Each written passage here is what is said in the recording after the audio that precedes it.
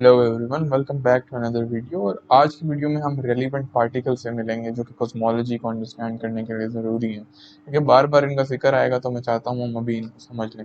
आप लोगों को बहुत सारा इनके बारे में पहले से ही पता होगा, तो एक क्विक सी रिवीजन होगी। तो पहला हमारा जो पार्टिकल है वो इलेक्ट्रॉन है। इसका चार्ज 1.602 इंटू 10⁻⁻19 कोलम के बराबर होता है, जिसको माइनस ई से भी रिप्रेजेंट करते हैं, ये नेगेटिव होता है।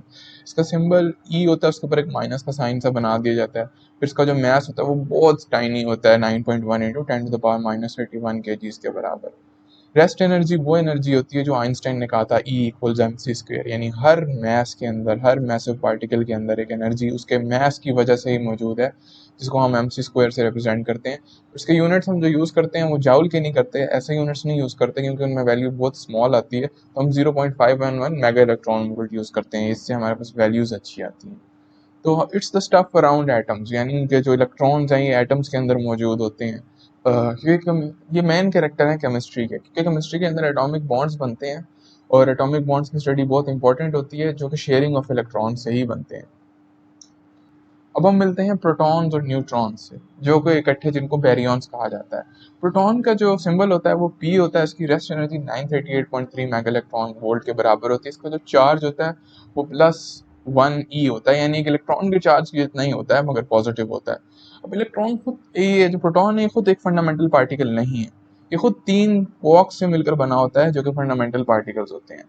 अप क्वार्क, इसके अंदर 2 अप क्वार्क होते हैं और एक डाउन क्वार्क होता है। एक अप क्वार्क का जो चार्ज होता है ना वो 2/3 ई के बराबर होता है, e being the charge of an electron. और जो डाउन क्वार्क होता है उसका -1/3 ई के बराबर होता है, नेगेटिव चार्ज होता है। तो अगर हम देखें, 2 अप क्वार्क्स के और एक डाउन क्वार्क का चार्ज ऐड करते हैं तो हमारे पास +1 ई आता है। इससे हमें पता चलता है कि जिसका रिजल्टेंट चार्ज है वो +1 ई बनेगा, यानी एक इलेक्ट्रॉन के चार्ज के बराबर ही होगा, मगर पॉजिटिव। अब हम आते हैं न्यूट्रॉन की तरफ। न्यूट्रॉन का जो सिंबल होता है वो एन होता है, rest energy 939.6 mega electron volt होती है, और टोटल चार्ज 0 होता है। क्योंकि आप देख सकते हैं कि क्योंकि ये एक अप क्वार्क से बना होता है और 2 डाउन क्वार्क से बना होता है, आप सिंपली चार्जेस ऐड करके देख सकते हैं, जो कि मैंने पहले बता दिए हैं कि इसका जो आंसर आएगा वो 0 आएगा। इस वजह से ये इलेक्ट्रिकली न्यूट्रल पार्टिकल होता है जो न्यूट्रॉन है।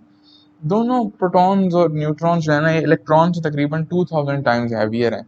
तो अगर हम इलेक्ट्रॉन का मास इनके सामने देखा जाए तो वो कम्प्लीटली नेग्लिजिबल होता है। ये प्रोटॉन्स, न्यूट्रॉन्स और इलेक्ट्रॉन्स मिलकर स्टार्स बनाते हैं, प्लैनेट्स बनाते हैं और ह्यूमंस को बनाते हैं, और हमारे जो आम जिंदगी है उसके अंदर मेन कैरेक्टर्स यही होते हैं। नॉर्मल मैटर जो होता है ना उसको बेरियोनिक मैटर कहते होते हैं, क्योंकि नॉर्मल मैटर का जो ज्यादातर मास होता है वो आता ही प्रोटॉन्स और न्यूट्रॉन की वजह से होता है। जैसे अभी हमने बात की, ई जो इलेक्ट्रॉन का मास होता है वो तो तकरीबन नेग्लिजिबल ही होता है।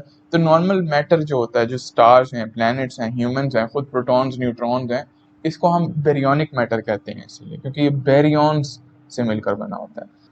अब जो हमारा पार्टिकल है वो है न्यूट्रिनो। न्यूट्रिनो 3 किस्म के होते हैं। एक होता है इलेक्ट्रॉन न्यूट्रिनो, एक टाउ न्यूट्रिनो, एक म्यू न्यूट्रिनो होता है। इसके हम डिटेल में नहीं जाएंगे कि 3 किस्म के क्यों, कैसे होते हैं। इसका मैस है वो अननोन है, अभी तक हमें नहीं पता इसका क्या मैस है। पहले लोग समझते थे कि शायद ये भी मैसलेस पार्टिकल है और लाइट की स्पीड से जाता है, मगर अब हमें लगता है कि इसका कोई मैस है और ये लाइट की स्पीड से थोड़ा सा आहिस्ता मूव करता है। ये एक बड़ा अजीब पार्टिकल है क्योंकि इसका इंटरेक्शन रेट बहुत कम है, यानी सूरज से बहुत सारे न्यूट्रिनोज हम तक आते हैं, मगर ज्यादातर न्यूट्रिनोज ना अर्थ के अंदर से गुजर जाते हैं। जैसे मूवीज में कोई गोस्ट इंसानों के अंदर से गुजरता है ना, जैसे न्यूट्रिनोज का लो इंटरेक्शन रेट भी ये करता है कि वो अर्थ से गुजर जाते हैं, या हमारे अंदर से इस टाइम भी इतने न्यूट्रिनोज गुजर रहे हैं बगैर हमसे इंटरेक्ट किए। अब हम आते हैं फोटॉन्स की तरफ। फोटोन बहुत इंपॉर्टेंट पार्टिकल है, इसका ना मास होता है ना चार्ज होता है, मगर फिर भी ये बहुत इंपॉर्टेंट है क्योंकि ये प्योर एनर्जी होता है। इसकी स्पीड हमेशा फिक्स रहती है, ये सी की स्पीड से यानी लाइट की स्पीड से घूमता है। इसका जो सिंबल है वो गैमा होता है। अब इमेजिन करते हैं ना, अगर एक लाइट बीम को, तो आपको पता है हम जब भी लाइट इमेजिन करते हैं तो हम ऐसे एक वेव इमेजिन करते हैं, और हर वेव की एक फ्रीक्वेंसी होती है। अब आप सोच सकते हैं कि जो एक इलेक्ट्रोमैग्नेटिक वेव होती है ना वो इन छोटे छोटे पार्टिकल्स यानी फोटोन से मिलकर बनी होती है। जो एक फोटोन की एनर्जी है ना वो एच एफ के बराबर है। एफ जो पूरी बीम है उसकी फ्रीक्वेंसी है, और एक जो फोटोन है, जो एक छोटा सा पार्टिकल उस बीम के अंदर मौजूद है, उसकी जो एनर्जी है वो रिलेटेड है अपनी बीम की फ्रीक्वेंसी के साथ। उसको एच से मल्टीप्लाई कर दिया जाए अगर, तो एच जो होता है वो 6.62 इंटू 10⁻⁻84 जूल सेकंड के बराबर होता है। ये बहुत छोटा फैक्टर होता है। इससे आपको पता चलता है कि एक फोटोन की जो एनर्जी है वो बहुत टीनी टाइनी होती है, मगर क्योंकि फोटॉन्स हमारी कायनात में हैं इतने सारे, तो जिसकी वजह से ये बहुत ज़्यादा मैटर करते हैं। अब फोटॉन्स कर क्या सकते हैं, फोटॉन्स के बारे में जो इंपॉर्टेंट बातें हैं वो ये, एक तो फोटो आयोनाइजेशन, इनके बारे में बहुत इंपॉर्टेंट बात है कि जब एक इलेक्ट्रॉन से ये हिट करते हैं जो कि एक एटॉमिक शेल के अंदर बंद होता है, तो दे कैन आयनाइज, अगर इनके पास इनफ एनर्जी है एक फोटोन के अंदर, तो ये इलेक्ट्रॉन इनको ऑब्जॉर्ब कर लेता है और इलेक्ट्रॉन इनकी एनर्जी लेकर अपने एटम से बाहर चला जाता है। They can knock electron out of atoms. दूसरा ये भी कर सकते हैं कि एटम को एनर्जाइज कर दें, यानी इलेक्ट्रॉन बाहर तो ना निकले मगर वो उठ के किसी हायर शेल पर चला जाए, तो फोटॉन से ये काम भी हो सकता है। तो ये दोनों एक रेलिवेंट चीज़ें जो हम आगे सीएमबी की थियरी में हम यूज़ करेंगे, इसलिए मैंने ये भी रिवाइज करा दिया। अब हम आते हैं क्रिएशन ऑफ फोटॉन्स की तरफ। फोटॉन्स को ना लैब में बड़े आराम से क्रिएट किया जा सकता है। आप कोई भी ओपेक ऑब्जेक्ट लें जिसको ब्लैक बॉडी भी कहते हैं और उसको गर्म करना शुरू कर दें, तो किसी भी टेम्परेचर के ऊपर वो लाइट रिलीज करता है। एक एट अ गिवन टेम्परेचर ना तमाम फ्रीक्वेंसीज की लाइट एक हीटेड अप जो बॉडी होती है वो रिलीज कर रही होती है, और हमारे जो डिटेक्टर होते हैं वो इसको डिटेक्ट भी कर सक रहे होते हैं। तो एक ही वक्त में तमाम किस्म की लाइट, तमाम किस्म की फ्रीक्वेंसी की जो लाइट होती है वो हमारे जो हीटेड ऑब्जेक्ट्स होते हैं वो रिलीज कर रहे होते हैं, मगर ये टेम्परेचर पे डिपेंड करता है कि कौन सी फ्रीक्वेंसी की लाइट ज़्यादा होगी और कौन सी फ्रीक्वेंसी की लाइट कम होगी। ये हम आगे जाके अभी डिटेल में देखते हैं। अभी मैंने आप लोगों से जिक्र किया कि एक खास टेम्परेचर पर ब्लैक बॉडी के तमाम किस्म की फ्रीक्वेंसीज रिलीज होती हैं। अब तमाम किस्म की फ्रीक्वेंसीज तो रिलीज होती है, मगर कोई फ्रीक्वेंसी ज़्यादा होती है, कोई फ्रीक्वेंसी कम होती है। यानी कि किसी फ्रीक्वेंसी से रिलेटेड फोटॉन्स जो हैं वो ज़्यादा होते हैं उतने ही वॉल्यूम में, और किसी फ्रीक्वेंसी से रिलेटेड फोटॉन्स जो हैं वो उतने ही वॉल्यूम में कम होते हैं। इसका जिक्र करने से पहले पहले हम एनर्जी डेंसिटी का कॉन्सेप्ट लेते हैं। एनर्जी डेंसिटी जो होती है वो होती है एनर्जी पर यूनिट वॉल्यूम, यानी टोटल कितनी एनर्जी है इन अ गिवन वॉल्यूम। प्लैंक ने ये रिलेशन फाउंड किया, इसको हम डिराइव नहीं करेंगे। प्लैंक ने ये रिलेशन फाउंड किया एनर्जी डेंसिटी और फ्रीक्वेंसी के बीच में, जिसको हम ऐसे देख सकते हैं, इधर एक इक्वेशन लिखी हुई है। ये हमारे पास एनर्जी डेंसिटी है as a function of frequency, यानी ये बता रहा है फंक्शन के कौन सी फ्रीक्वेंसी की कितनी ज़्यादा एनर्जी डेंसिटी है, और इसका ये फॉर्मूला प्लैंक ने डिराइव किया। इधर हमारे पास ये जो के है ये बोल्ट्जमैन कांस्टेंट है, उधर टी जो है वो टेम्परेचर को शो कर रहा है। अगर आप इस ग्राफ को प्लॉट करें तो ये एग्जैक्टली ब्लैक बॉडी रेडिएशन का जो एक्सपेरिमेंटल ग्राफ है उसको मैच करता है, और ये ध्यान रखें कि ये graph at a given temperature है। अब हम इस ग्राफ को थोड़ा सा स्टडी करते हैं। अब देख सकते हैं कि इस ग्राफ में ही आप देख सकते हैं कि तमाम किस्म की फ्रीक्वेंसीज शामिल हैं, जीरो से लेकर इन्फिनिटी तक तमाम फ्रीक्वेंसीज जा रही हैं। मगर ये जो जीरो के करीब वाली फ्रीक्वेंसीज हैं, देखिए इन पर ग्राफ बहुत नीचे है, यानी इनकी एनर्जी डेंसिटी बहुत कम है, और जो बहुत हाई फ्रीक्वेंसीज हैं उनकी एनर्जी डेंसिटी भी बहुत कम है। मगर अगर आप बीच में देखें, दरमियान में देखें, तो एनर्जी डेंसिटी आपके पास बढ़ती जाती है, यानी कि कुछ फ्रीक्वेंसीज की एनर्जी डेंसिटी कम होती है, कुछ फ्रीक्वेंसीज की एनर्जी डेंसिटी ज़्यादा होती है। अगेन मैं इस बात को दोबारा दोहराता हूँ कि एक बॉक्स को जब आप हीट करते हैं, एक ओपेक ऑब्जेक्ट को जब आप हीट करते हैं, वो तमाम किस्म के फोटॉन्स रिलीज करता है। तमाम किस्म से मुराद तमाम फ्रीक्वेंसीज के। किसी फ्रीक्वेंसी की एनर्जी डेंसिटी ज़्यादा होती है, यानी वो ज़्यादा अमाउंट में मौजूद होती है उतने ही वॉल्यूम में। किसी फ्रीक्वेंसी की एनर्जी डेंसिटी कम होती है, यानी वो कम अमाउंट में मौजूद होती है उतने ही वॉल्यूम में। और एक खास टेम्परेचर के ऊपर एनर्जी डेंसिटी और फ्रीक्वेंसी का जो ग्राफ बनता है वो ये ग्राफ बनता है। अगर आप टेम्परेचर चेंज कर देंगे तो ये ग्राफ भी थोड़ा सा चेंज हो जाएगा, मगर इसकी जो फॉर्म होगी वो तकरीबन ऐसी होगी, बस वो आगे पीछे शिफ्ट हो जाता है ग्राफ। एक और इम्पॉर्टेंट बात जो है, अगर आप इसी फॉर्मूला को इंटीग्रेट कर दें तमाम फ्रीक्वेंसीज की रेंज पर, तो आपके पास टोटल एनर्जी डेंसिटी आ जाती है, यानी तमाम फ्रीक्वेंसीज की एडेड जो एनर्जी डेंसिटी है, यानी जितनी भी फ्रीक्वेंसीज है, जितनी भी लाइट है उसके अंदर, उसकी जो टोटल एनर्जी डेंसिटी है आपके पास वो आ जाती है। अब कुछ इंपॉर्टेंट एक्सपेरिमेंटल फैक्ट्स का हम डिस्कस करते हैं। जब भी मैंने बात की कि जो टोटल एनर्जी डेंसिटी है, यानी तमाम फ्रीक्वेंसीज की जो एडेड एनर्जी डेंसिटी है, वो प्रोपोर्शनल होती है टेम्परेचर की फोर्स पावर से। एक एक्सपेरिमेंटल फैक्ट भी है, मगर इसको डिराइव भी किया जा सकता है ऊपर वाले फॉर्मूला को इंटीग्रेट करके, और वो मैं एक अपेंडिक्स वीडियो में करके भी दिखाऊंगा। मगर अगर आप एक्सपेरिमेंटली इसका प्रोपोर्शनैलिटी कांस्टेंट निकालने की कोशिश करें, यानी प्रोपोर्शनैलिटी साइन खत्म करने की कोशिश करें, तो वो अल्फा आता है। अब इसको ऊपर ये प्रोपोर्शनैलिटी साइन है, नीचे ये प्रोपोर्शनैलिटी कांस्टेंट है, इन दोनों को आपस में मिस्टेक नहीं करना। अब ये इक्वालिटी के अंदर कन्वर्ट हो गया, और अल्फा जो होता है वो pi square K4 divided by 15 H bar cube C cube के बराबर होता है। ये सारे कॉन्स्टेंट से आप अवेयर ही होंगे, तो मैं इनको एक्सप्लेन नहीं करता। और ये बराबर होता है 7.56 मल्टीप्लाई बाई 10⁻16 के। तो ये एक इंपॉर्टेंट फार्मूला है जो हमें आगे भी काम आएगा, यानी एनर्जी डेंसिटी, जो टोटल एनर्जी डेंसिटी होती है तमाम फ्रीक्वेंसीज के मिलाकर, वो बराबर होती है alpha times T to the power 4 के। और जो नंबर डेंसिटी होती है, नंबर डेंसिटी मतलब टोटल नंबर के जितने भी, फर्ज करें 1000 आपके पास फोटॉन्स हैं एक बॉक्स के अंदर, अगर आप उसको वॉल्यूम से डिवाइड कर दें तो आपके पास total number divided by volume, ये नंबर डेंसिटी बन जाती है। नंबर डेंसिटी जो होती है फोटॉन्स की, वो भी एक एक्सपेरिमेंटल फैक्ट है कि टेम्परेचर की थर्ड पावर से रिलेटेड होती है, और जो कांस्टेंट होता है वो बीटा होता है। बीटा की जो वैल्यू है वो 2.03 इंटू 10⁻⁷ पर मीटर क्यूब पर केल्विन क्यूब के बराबर है। अब हम आते हैं, एक और बड़ा इंपॉर्टेंट चीज डिफाइन की जाती है, वो होती है average of all energy from all frequencies of a black body curve, जिसको मीन एनर्जी कहा जाता है। मीन एनर्जी को हम डिफाइन करते हैं as the total energy density divided by the total number density. तो अभी हमने बताया कि एनर्जी डेंसिटी जो है वो alpha into T to the power 4 के बराबर है, नंबर डेंसिटी जो है वो beta into T to the cube के बराबर है। तो ये आपस में कट जाते हैं और टी की एक पावर ही बचती है, और अल्फा और बीटा की जब रेशो लेते हैं तो हमारे पास 2.7 के बचता है। यानी किसी भी आपके पास कोई भी ब्लैक बॉडी कर्व है, यानी आपके पास कोई भी एक ब्लैक बॉडी है जिससे आपके पास रेडिएशन निकल रही है एट अ सर्टेन टेम्परेचर, उस जो टोटल रेडिएशन होगी ना, कंप्लीट रेडिएशन, उसकी जो एवरेज एनर्जी होगी उसको हम मीन एनर्जी से रिप्रेजेंट करते हैं, और वो 2.7 के टी के बराबर होती है। 2.7 के एक कांस्टेंट है, टी वो टेम्परेचर है, यानी टेम्परेचर पर डिपेंड करती है। जाहिर सी बात है जैसे जैसे आपका टेम्परेचर बढ़ता जाएगा, जो एवरेज एनर्जी होगी आपके पास वो भी बढ़ती जाएगी। इन फैक्ट से आपने घबराना नहीं है। मैं हरगिज आप लोगों से ये एक्सपेक्ट नहीं करता था कि आप लोगों को पहले से ये चीज़ें पता हो, मगर अब आप लोगों ने बस ये फैक्ट्स याद रखने हैं, क्योंकि ये जो फैक्ट्स हैं ये आगे हमारे काम आएंगे। होपफुली अभी तक जो कुछ हमने किया है वो आप लोगों को ज़्यादा डॉन्टिंग नहीं लगा होगा, खासतौर पे ब्लैक बॉडी रेडिएशन के बारे में। मैं आप लोगों से ये एक्सपेक्ट नहीं करता कि आप लोग मास्टर बन जाएं प्लैंक्स फार्मूला के। मैं बस आप लोगों से ये एक्सपेक्ट करता हूँ कि अब आप लोगों को energy density, total energy density, number density और मीन एनर्जी का मतलब पता होगा, और उनके फॉर्मूलाज आप याद रखेंगे। अब हम चलते हैं CMB की तरफ, जो कि यूनिवर्स का जो बिग बैंग है उसका सबसे इम्पोर्टेंट एविडेंस है, और अभी तक यूनिवर्स में मौजूद ये सबसे ज्यादा तादाद में एक रेडिएशन है। इसको वर्ड बाय वर्ड देखें तो कॉस्मिक माइक्रोवेव बैकग्राउंड रेडिएशन को कहा जाता है। कॉस्मिक का मतलब है ये हर जगह है इस यूनिवर्स में। माइक्रोवेव से मुराद इसकी फ्रीक्वेंसी बहुत लो है। बैकग्राउंड से मुराद ये हमेशा हमारे इर्द गिर्द मौजूद है, और रेडिएशन यानी ये फोटोन से बनी हुई है, ये लाइट है। ये पहली दफा एक्सीडेंटली बेल लैब्स में फाइंड की गई थी 1965 के अंदर। स्टोरी ये है कि एक इन्होंने डिटेक्टर बनाया था जिसके अंदर हम माइक्रोवेव फ्रीक्वेंसी की रेडिएशन मेजर कर सकते थे।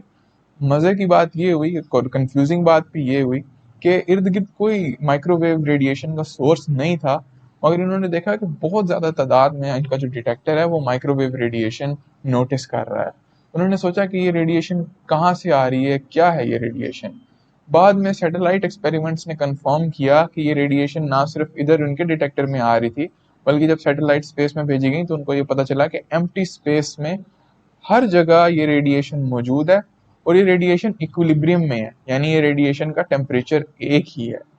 अब हम आते हैं CMB से रिलेटेड कुछ एक्सपेरिमेंटल फैक्ट्स की तरफ। जब सैटेलाइट स्पेस में भेजी गई और ये नोटिस किया गया कि स्पेस में हर जगह ये जो रेडिएशन है ये मौजूद है, और बहुत ज़्यादा तादाद में मौजूद है, तो उन्होंने नोटिस किया कि ये जो रेडिएशन है ये एक ही टेम्परेचर पर है।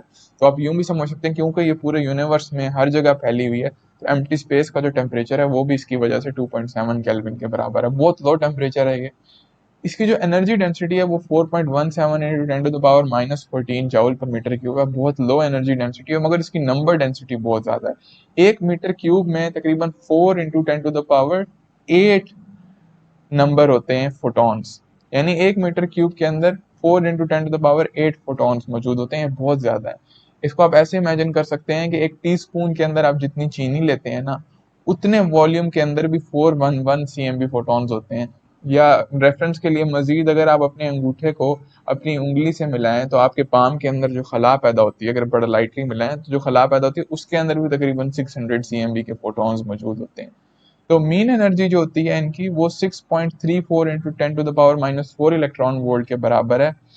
और हमें ये शुक्र करना चाहिए कि इनकी मीन एनर्जी बहुत कम है, क्योंकि फर्ज करें अगर इसकी मीन एनर्जी 13.6 इलेक्ट्रॉन वोल्ट होती, जो कि हाइड्रोजन एटम को आयनाइज करने के बराबर है, तो हम सब के अंदर जितने भी हाइड्रोजन एटम है वो आयनाइज हो चुके होते हैं। तो हमें शुक्र करना चाहिए कि इसकी जो मीन एनर्जी है ये काफी लो है। अब एक सवाल आप लोगों के दिमाग में उठेगा कि ये इतनी सारी रेडिएशन जो स्पेस में हर जगह मौजूद है, हर जगह ये कहाँ से आई है? ये बिग बैंग का बहुत इंपॉर्टेंट एविडेंस है, क्योंकि हम ये मानते हैं कि जब यूनिवर्स बहुत छोटा था, तकरीबन 3,80,000 साल का था, तब ये रेडिएशन बनी थी। कैसे बनी थी ये मैं आप लोगों को बताता हूँ। हमारी बिग बैंग थ्योरी के मुताबिक जब यूनिवर्स तकरीबन तकरीबन 3,80,000 साल का था, तो उसका जो टेम्परेचर था वो 3000 केल्विन का था। इस टेम्परेचर पर अगर आप मीन एनर्जी निकालें ना, तो वो तकरीबन हाइड्रोजन हाइड्रोजन एटम को आयनाइज करने जितनी एनर्जी होती है। यानी इस टेम्परेचर के ऊपर ये हाइड्रोजन एटम को आयनाइज कर सकती है। यानी अगर कोई इलेक्ट्रॉन एक प्रोटॉन के इर्द गिर्द आकर हाइड्रोजन एटम बनाने की कोशिश करे, तो ये उसको आयनाइज कर सकती है। तो इधर आप इसकी पिक्चर देख सकते हैं। हम ये मानते हैं कि इस वक्त जो यूनिवर्स था बिग बैंग थ्योरी के मुताबिक, वो एक सूप की हालत में था, जिसके अंदर बहुत सारे प्रोटॉन्स, इलेक्ट्रॉन्स, क्वार्क्स और ये चीजें मौजूद थी। इस वक्त टेम्परेचर जो यूनिवर्स का था वो 3000 केल्विन था, और इस टेम्परेचर के ऊपर हमारे फोटॉन्स जो थे उनके पास इतनी ज्यादा एनर्जी थी कि जैसे ही कोई इलेक्ट्रॉन किसी प्रोटॉन के करीब आता था यूनिवर्स के अंदर, तो वो उसको नॉक आउट कर देता था। तो वो इलेक्ट्रॉन को जुड़ने ही नहीं देता था एक प्रोटॉन के साथ, और जब तक एक इलेक्ट्रॉन एक प्रोटॉन के साथ नहीं जुड़ेगा, कोई हाइड्रोजन एटम नहीं बन सकता। तो जब तक हमारा यूनिवर्स 3000 केल्विन टेम्परेचर पर था, तब तक ऐसा था कि कोई एटम नहीं बन पाता था। यानी कोई सितारे, कोई गैलेक्सी तो बेसिकली थी ही नहीं, मगर एटम्स तक नहीं थे, क्योंकि ये लाइट के पास एनर्जी इतनी ज्यादा होती थी कि वो एटम्स को फॉर्म ही नहीं होने देती थी।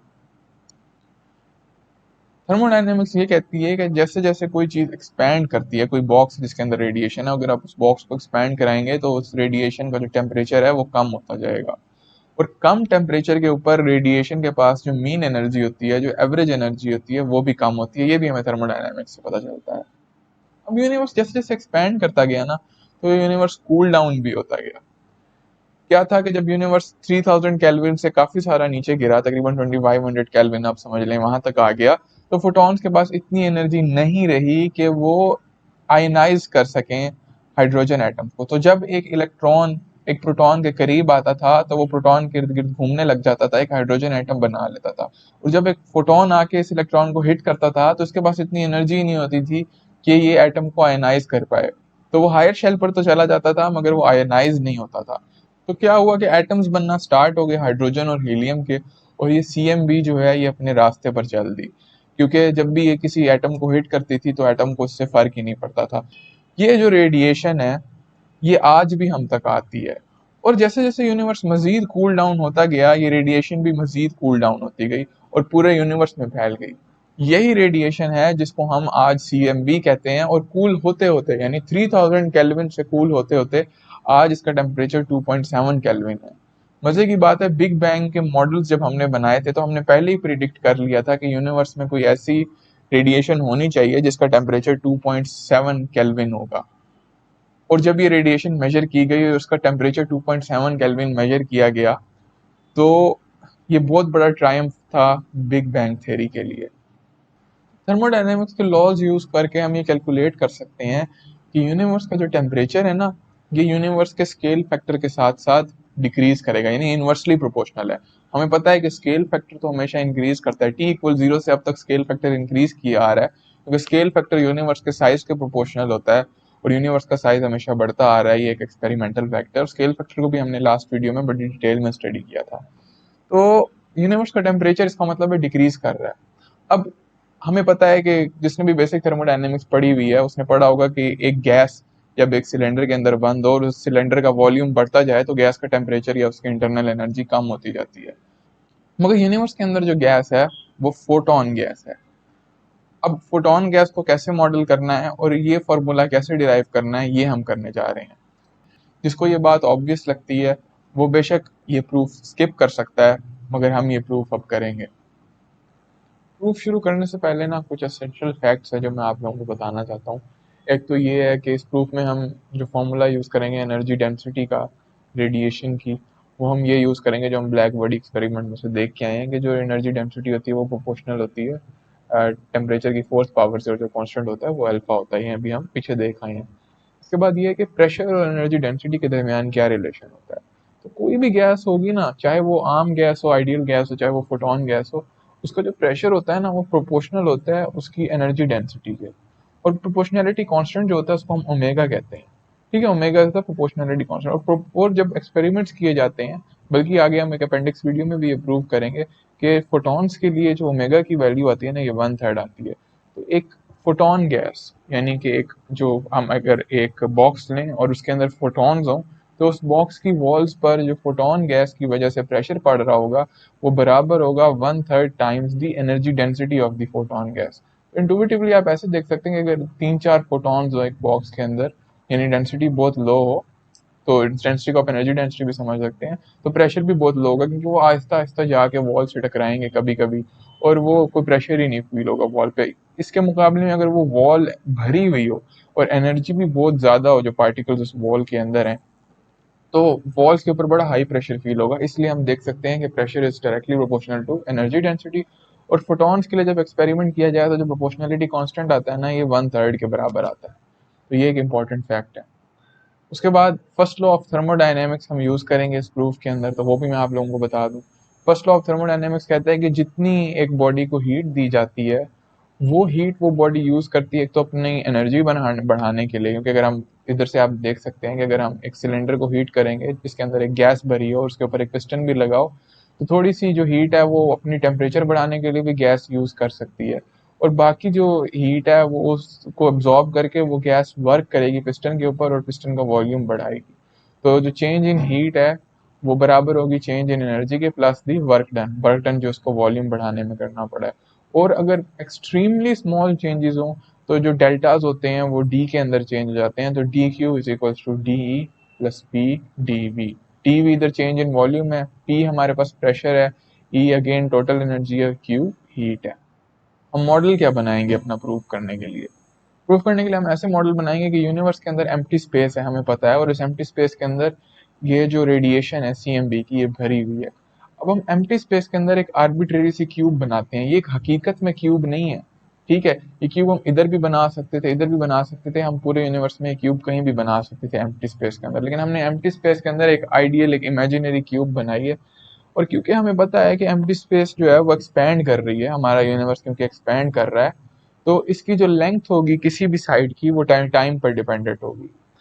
अब लेंथ टाइम पर कैसे डिपेंडेंट होती है, ये हमने पीछे फर्स्ट लेक्चर में अपने मॉडल में देखा था कि किसी भी चीज की जो लेंथ होती है टाइम के अंदर वो होती है scale factor multiplied by reference length. यानी किसी भी टाइम के ऊपर अगर इसकी लेंथ एल नॉट थी, जो कि कांस्टेंट हमने ले लिया, आगे टाइम में जाते जाते वो लेंथ इस तरीके से इवॉल्व करेगी कि वो हमारे स्केल फैक्टर से मल्टीप्लाई होगी। तो at a given time T, इसकी जो लेंथ है वो फंक्शन ऑफ टाइम और वो बराबर है scale factors times L not की। एल नॉट एक रेफरेंस लेंथ होगी यहाँ पे। ये पूरा यूनिवर्स, क्योंकि हमें पता है कि एम्प्टी स्पेस एक ही टेम्परेचर पर है क्योंकि सी एम बी आपस में इक्विलिब्रियम पर है।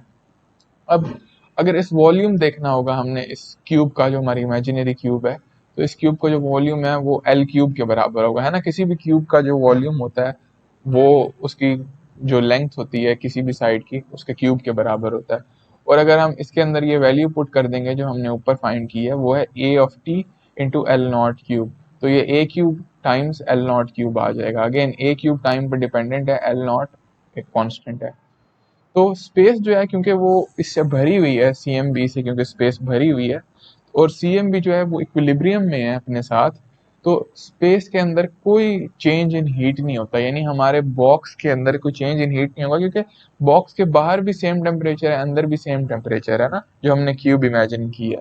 तो अगर चीज़ों का टेम्परेचर सेम हो तो कोई हीट फ्लो नहीं होता। जैसे अगर दो ऑब्जेक्ट्स हैं, थर्मोडायनेमिक्स की जीरोथ लॉ भी है, अगर दो ऑब्जेक्ट्स जिनका सेम टेम्परेचर है उनको साथ रख दिया जाए तो वो आपस में तब तक हीट फ्लो एक्सचेंज करेंगे जब तक उन दोनों का टेम्परेचर सेम नहीं होता। जैसे टेम्परेचर सेम हो जाएगा कोई हीट फ्लो नहीं होगा। तो अगर हम first law of thermodynamics use करेंगे तो उसके अंदर हमें डी क्यू जो है वो जीरो डालना पड़ेगा। अब हम अपने प्रूफ की तरफ आ सकते हैं और अपना मैथमेटिकल प्रूफ हम स्टार्ट करते हैं। अब हमारा प्रूफ करने के लिए हम फर्स्ट लॉ ऑफ थर्मोडायनेमिक्स से शुरू करेंगे, जो कहता है D Q is equal to D E plus P D V. और ऊपर वाले मॉडल को ध्यान में रखते हुए हम ये कह सकते हैं कि D Q is equal to zero, क्योंकि पूरा यूनिवर्स थर्मल इक्विलिब्रियम में है। तो यस, यहाँ से हमारा फॉर्मूला रिड्यूस कर जाएगा, zero is equal to D E plus P D V पर। और जब मैं पी डी वी को दूसरी साइड पर ले जाऊंगा तो D E is equal to minus P D V. फिर मैं क्या करता हूँ, दोनों साइड्स पर मैं डिवाइड कर देता हूँ डी टी से। ठीक है, इधर टी जो है हमारा टाइम है, तो ये डेरिवेटिव बन जाएगा ना, तो D E divided by D T is equal to minus P D V divided by D T.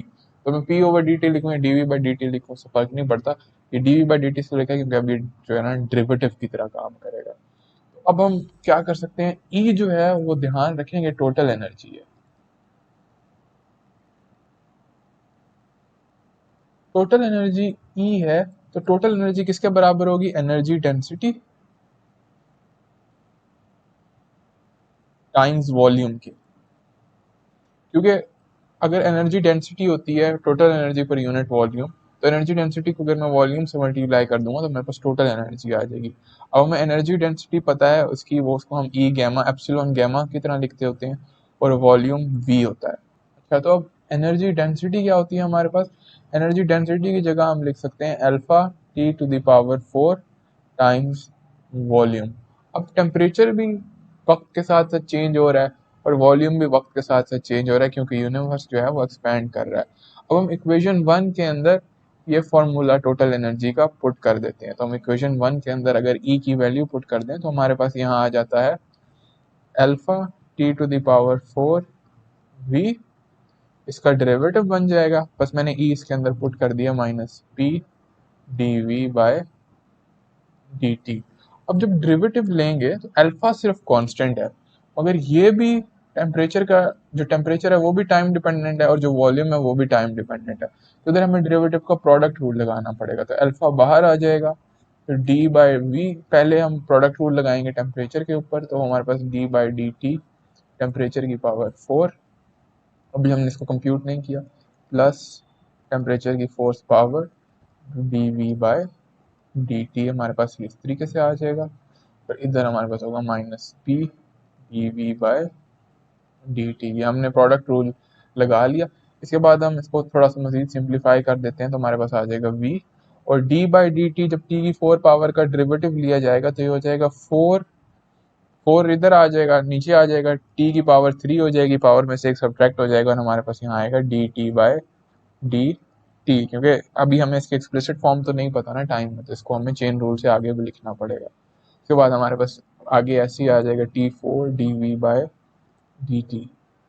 और इधर क्या करते हैं, प्रेशर की जगह ना हम प्रेशर का फॉर्मूला पुट कर देते हैं, क्योंकि हमें पता है प्रेशर है 1/3 एनर्जी डेंसिटी के, और एनर्जी डेंसिटी भी हमें पता है किस चीज़ के बराबर है, एनर्जी डेंसिटी है 1/3 अल्फा T4 के बराबर। तो प्रेशर की जगह हमने सारा कुछ पुट कर देते हैं, तो हमारे पास प्रेशर की जगह आ जाएगा 1/3 alpha T to the power 4, और साथ हमारे ऐसे ही आ जाएगा, और माइनस का साइन भी आएगा, और D V by D T भी हमारे पास साथ आ जाएगा। अब मैं क्या करता हूँ, अल्फा को एक तो अंदर मल्टीप्लाई कर लेता हूँ, उससे क्या होगा, alpha V 4 times T cube D T by D T plus alpha T to the power 4 D V by D T equals to minus 1/3 alpha T 4 D V by.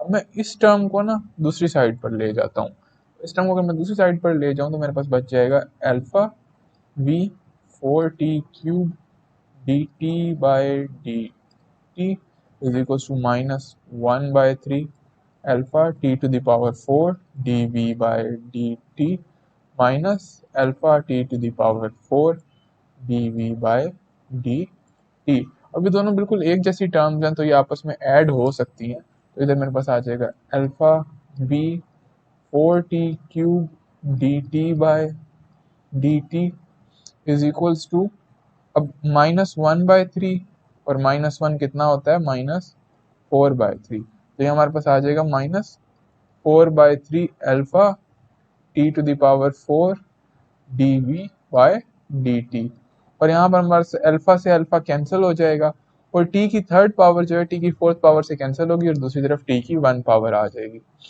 साथ के साथ 4 भी 4 से कैंसिल हो जाएगा, हमारे पास फिर आ जाएगा v into D T by D T is equals to -1/3 T into D we by D T.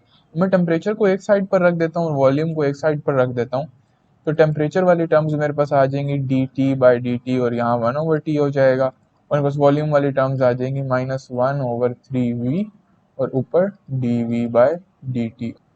अब मैं यहाँ पर वॉल्यूम का एक्सप्लिसिट फॉर्मूला पुट कर देता हूँ। Volume as a function of time क्या है हमारे पास, वो है a cube T times L not cube, ये हम ऊपर लिख कर आए हैं। अब हमारी ऊपर वाली इक्वेशन क्या बन जाएगी, होगी 1/T D T divided by D T is equals to -1/3, इधर a cube times L not cube आएगा। रिमेंबर के a क्यूब जो है, a जो है वो टाइम डिपेंडेंट है, इधर हमारे पास आएगा d by D T a cube L not cube. अब एल नॉट तो हमारे पास कांस्टेंट है, ये डेरिवेटिव से बाहर आ जाएगा, मगर हमें a क्यूब का डेरिवेटिव लेना पड़ेगा।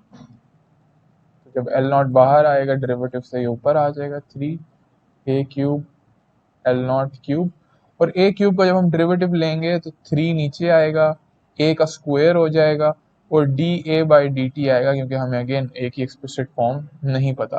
तो इधर भी हमारे पास कैंसिलेशन होंगी, a की थर्ड पावर जो है वो a की सेकंड पावर कट जाएगी, और इधर a की 1 पावर बचेगी, और एल नॉट क्यूब से एल नॉट क्यूब कट जाएगा, और 3 से मेरे पास 3 कैंसिल हो जाएगा। इधर मेरे पास क्या आएगा, 1/T D T by D T is equals to -1/a D A by D T.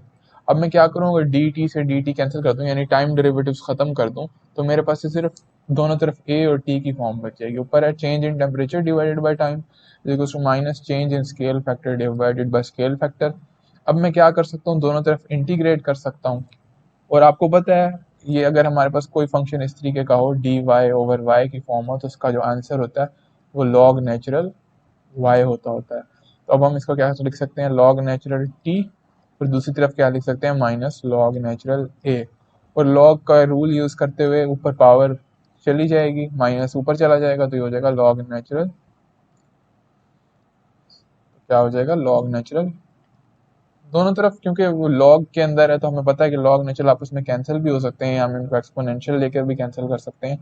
तो हमारे पास t आ जाएगा a इनवर्स के बराबर, और t हमारे पास आ जाएगा as a function of time 1/a t के बराबर। तो ये हमने प्रूव कर दिया है क्यू ई डी के जो टेम्परेचर है रेडिएशन का, वो स्केल फैक्टर के इन्वर्सली प्रोपोर्शनल है। तो चलिए कंक्लूड करते हैं।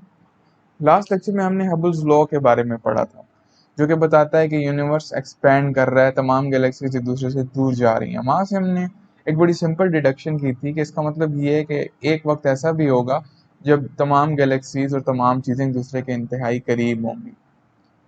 आज हमने CMB के बारे में डिस्कस किया, जो कि एक ऐसे एरा की तरफ इशारा करती है यूनिवर्स के, जब यूनिवर्स के अंदर एटम्स, इलेक्ट्रॉन्स, प्रोटॉन्स और फोटॉन्स का एक सूप था। और यही तो बिग बैंग कहता है। बिग बैंग थ्योरी के मुताबिक यूनिवर्स एक बड़ी हॉट और डेंस सिचुएशन से स्टार्ट हुआ था, जिससे इवॉल्व करके ये आज वाली हालत तक पहुंचा है। तो this is the evidence that I wanted to provide for big bang theory. इससे आगे हम बिग बैंग थ्योरी के मॉडल्स बनाएंगे और इन मॉडल्स को स्टडी करेंगे। अगले लेक्चर में हम जनरल रिलेटिविटी के बारे में पढ़ेंगे और इसके कर्वेचर के बारे में पढ़ेंगे, क्योंकि कॉस्मोलॉजी की जो मॉडर्न स्टडी है वो जनरल रिलेटिविटी के ऊपर ही बेस्ड है। तो चलें नेक्स्ट लेक्चर में मिलते हैं।